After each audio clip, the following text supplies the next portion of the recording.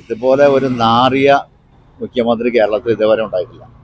എങ്ങനെയെങ്കിലും ഈ ഒരു ഭരണകാലം ഒന്ന് ഒഴിഞ്ഞു കിട്ടിയാൽ മതി എന്നാണ് ഞങ്ങൾ ആഗ്രഹിക്കുന്നത്. ഞങ്ങളെ സംബന്ധിച്ച് ഞങ്ങൾ പാവങ്ങളുടെ സർക്കാരല്ല, മുതലാളിമാരുടെയും കള്ളന്മാരുടെയും കൊള്ളക്കാരുടെയും സർക്കാരായിട്ട് ഞങ്ങൾ കാണും. ശബരിമലയിലെ കൊള്ളം പറയാനില്ലല്ലോ. ഇനി തിരുവനന്തപുരത്തെ പത്മനാഭസ്വാമി ക്ഷേത്രത്തിലുള്ളത് കൊണ്ടുപോയിട്ടുണ്ടോ നോക്കേണ്ട വരും. അത് ചിലപ്പോൾ ഉണ്ടാവില്ല, അവിടെ കൂട്ട് മാത്രമേ ഉണ്ടാവുള്ളൂ. കൂട്ട് തുറന്നു പറയാൻ എന്താ ഉണ്ടാവുന്നത്. പക്ഷെ വോട്ട് ചെയ്യുന്ന ഞങ്ങൾ തീരുമാനിക്കുന്നത് ഇനി ഇത് വരാൻ പാടില്ല എന്ന്. അതിലിപ്പോ ഏതാണ്ട് എല്ലാം ശരിയായിരുന്നു. ഇനി ശരിയാവാനായിട്ടൊന്നും തന്നെ ഇല്ല. കേരളം തെരഞ്ഞെടുപ്പ് ചൂടിലേക്ക്. പിണറായി സർക്കാരിന്റെ ഭരണത്തെക്കുറിച്ചും ആനുകാലിക രാഷ്ട്രീയത്തെക്കുറിച്ചും കൊച്ചിക്കാർക്കും ചിലത് പറയാനുണ്ട്.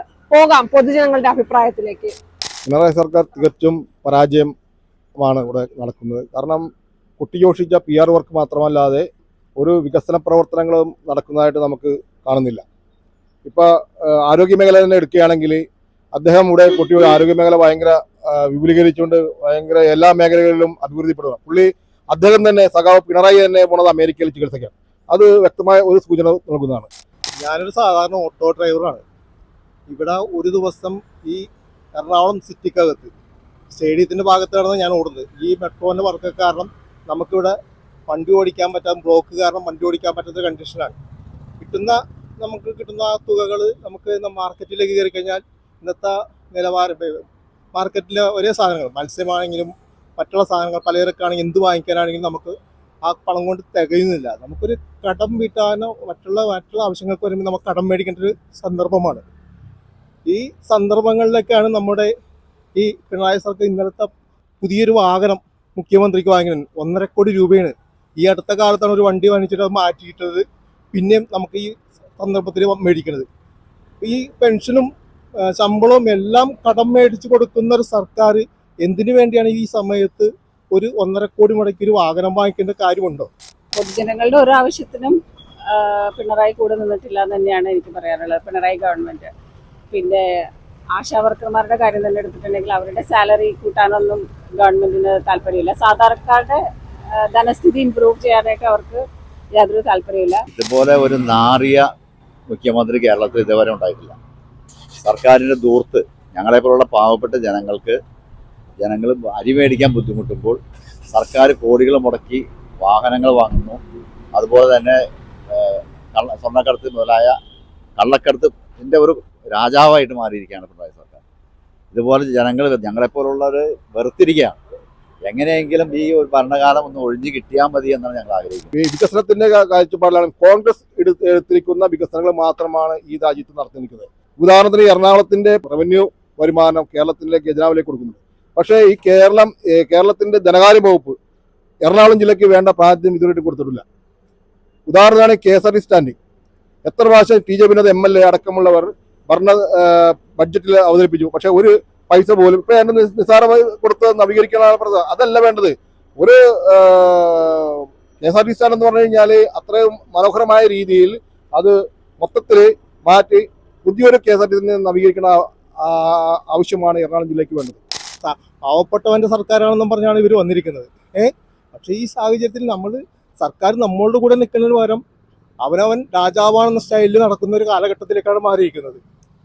ഒപ്പം തന്നെ നമ്മൾ ഈ പെൻഷൻ എന്നൊക്കെ പറഞ്ഞ് ഈ സർക്കാർ വന്നത് തന്നെ 2500 രൂപ പെൻഷൻ കൊടുക്കുക എന്ന് പറഞ്ഞിട്ടാണ് ഈ സർക്കാർ അവരുടെ പ്രകടന പത്രികയിൽ വന്നത്.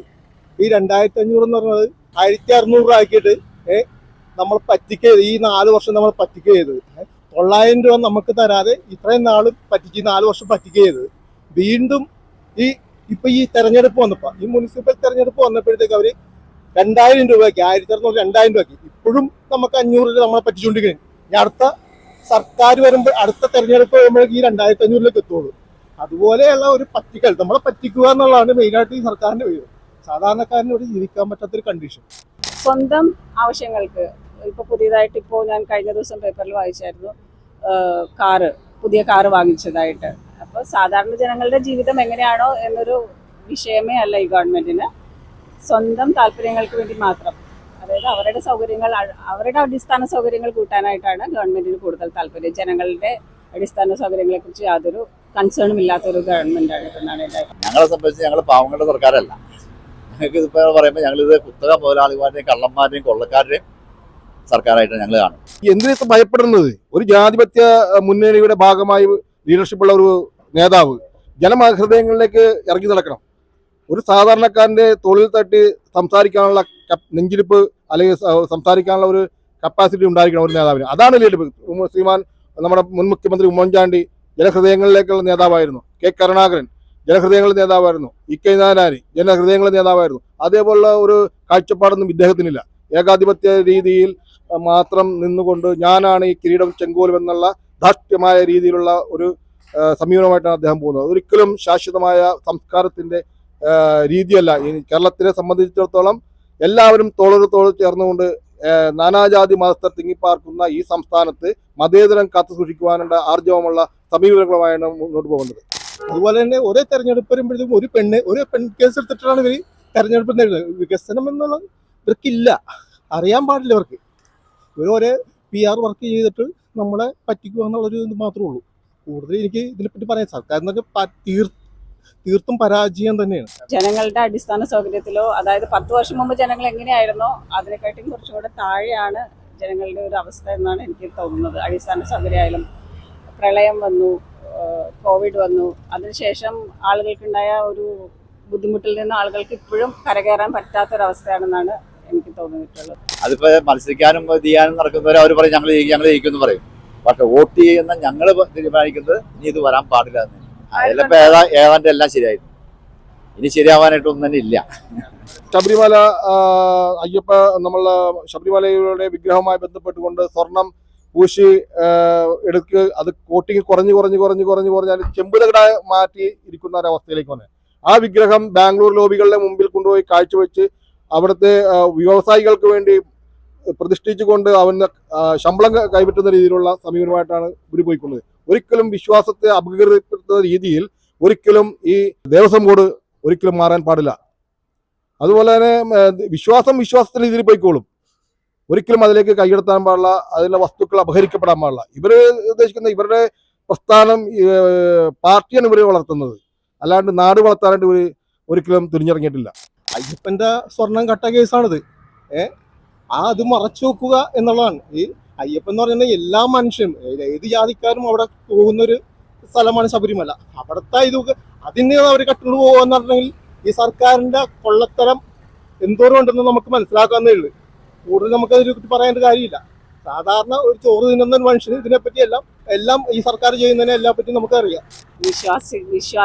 വിശ്വാസികളുടേതല്ലാത്തൊരു ഗവൺമെന്റ് ആകുമ്പോൾ തീർച്ചയായിട്ടും വിശ്വാസ സംരക്ഷണം അവരുടെ ഒരു ഭാഗമല്ലല്ലോ. അപ്പം വോട്ടിന് വേണ്ടി മാത്രമാണ് അവർ വിശ്വാസികളുടെ കൂടെ എപ്പോഴും നിൽക്കാറുള്ളത്. അല്ലാതെ അവർക്ക് ജെന്യൂൻ ആയിട്ടൊരു കൺസേൺ ഉണ്ടെന്ന് എനിക്ക് തോന്നുന്നില്ല.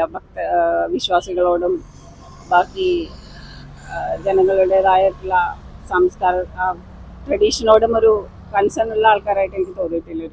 ശബരിമലയിലൊക്കെ കൊള്ളം പറയാനില്ലല്ലോ. ഇനി അവിടെ എന്തെങ്കിലും അയ്യപ്പന്റെ എന്തെങ്കിലും ഉണ്ടെങ്കിൽ അതും കൂടി അടിച്ചെടുക്കാനായിട്ട് ഇപ്പോഴും നോക്കിക്കൊണ്ടിരിക്കുന്നത്. ഉള്ളതെല്ലാം എടുത്തിട്ടുണ്ട്. ഇനി തിരുവനന്തപുരത്ത് പത്മനാഭസ്വാമി ക്ഷേത്രത്തിലുള്ളത് കൊണ്ടുപോയിട്ടൊന്ന് നോക്കേണ്ട വരും. അത് ചിലപ്പോൾ ഉണ്ടാവില്ല. അവിടെ കൂട്ട് മാത്രമേ ഉണ്ടാവുള്ളൂ. കൂട്ട് തുറന്നു പറയാൻ എന്താ ഉണ്ടാവുന്നത്? ഒരു വിശ്വാസമില്ല. തീർത്തും ഞങ്ങൾക്ക് ഒരു താല്പര്യമില്ല. ഇത് എങ്ങനെയെങ്കിലും ഒന്ന് അവസാനിച്ച് കിട്ടിയാൽ മതി എന്നുള്ളതാണ്. ED നോട്ട് ചെയ്തൊരു പ്രഹസനമാണ് അതൊക്കെ. കാരണം എത്ര ED നോട്ട് കോൺഗ്രസ് ഇതിനെ എല്ലാ മേഖലകളിലെ അഴിമതികളെക്കാരും ചൂണ്ടിക്കാണിക്കുമ്പോൾ അവരെന്താ പറയുന്നത്, കോടതി വ്യക്തമായിട്ടുള്ള സമൻസ് അയക്കുന്നില്ല. കോൺഗ്രസ് ആണ് ഈ പ്രസ്ഥാനത്തെങ്കിൽ ഇവരെന്തായിരിക്കും ഇവിടെ കാണിക്കുന്ന കോലാഹലങ്ങൾ. ഉദാഹരണത്തിന് നമ്മൾ അസംബ്ലിയിൽ ബഡ്ജറ്റ് മാണി സാർ ബഡ്ജറ്റ് അവതരിപ്പിക്കുമ്പോൾ ആ ധന അഭ്യർത്ഥന ബില്ലുമായി വന്ന മാണി സാറിന്റെ ആ ബഡ്ജറ്റ് പ്രസംഗത്തിനെതിരെ ഇവിടെയുള്ള മുൻ മന്ത്രി ഇപ്പൊ നിലവിലുള്ള മന്ത്രിമാർ കാട്ടിക്കൂട്ടിയ കോലാഹലങ്ങൾ ഈ ജനമധ്യത്തിൽ കാണുന്നില്ലേ? വിദ്യാഭ്യാസ വകുപ്പിന്റെ മന്ത്രി ശിവൻകുട്ടി മുണ്ടുമടക്കുത്തി ലാപ്ടോപ്പ് അടക്കമുള്ള ഉപകരണങ്ങൾ തല്ലിത്തകർത്ത് നാം കാണുന്നില്ലേ? ഇതൊക്കെയാണ് ചോദ്യം ചെയ്യേണ്ട ജനങ്ങൾ. ഇപ്പൊ എന്തെങ്കിലും ഒരു പ്രശ്നമായിട്ട് രംഗത്ത് വരുമ്പോൾ അപ്പോൾ അവർ പ്ലേറ്റ് മറിച്ചുകൊണ്ട് വേറൊരു പ്രസ്ഥാനമായിട്ട് രംഗത്ത് വന്ന് ചാനൽ ചർച്ചകളിലും മറ്റൊരു വഴിതിരിച്ചുവിടുന്ന ഒരു സമ്പ്രദായമാണ്. തുടർ ഭരണം ഉണ്ടാകുമെന്നാണ് അവർ പറയുന്നത്. ഈ സാധാരണ ജനങ്ങൾ ഇതിപ്പോ മോദി സർക്കാർ ചെയ്ത പോലത്തെ ഒരു അഴിമതിയുടെ PR വർക്കിലൂടെയാണ് ഇത് തുടർ ഭരണം എന്നും പറഞ്ഞു വരുന്നത്. ഇത് എന്താ കണ്ടിട്ടാണ് ഈ തുടർ ഭരണം എന്ന് പറയുന്നത്? നമ്മുടെ സ്റ്റേഡിയം തന്നെ കാണിച്ചു കേട്ടിട്ടില്ലേ? ഒരു യാതൊരുവിധ ഇത് കൊടുക്കാതെയാണ് കോൺട്രാക്ട് കൊടുക്കാതെ 70 കോടി രൂപ ആൻഡോ ജോസഫ് വന്ന് ഈ പണി ഏറ്റെടുത്തത്. ഇപ്പൊ കഴിഞ്ഞ ദിവസം പറഞ്ഞ അയാൾ പണി നിർത്തി എന്നൊക്കെ പറയുന്നത്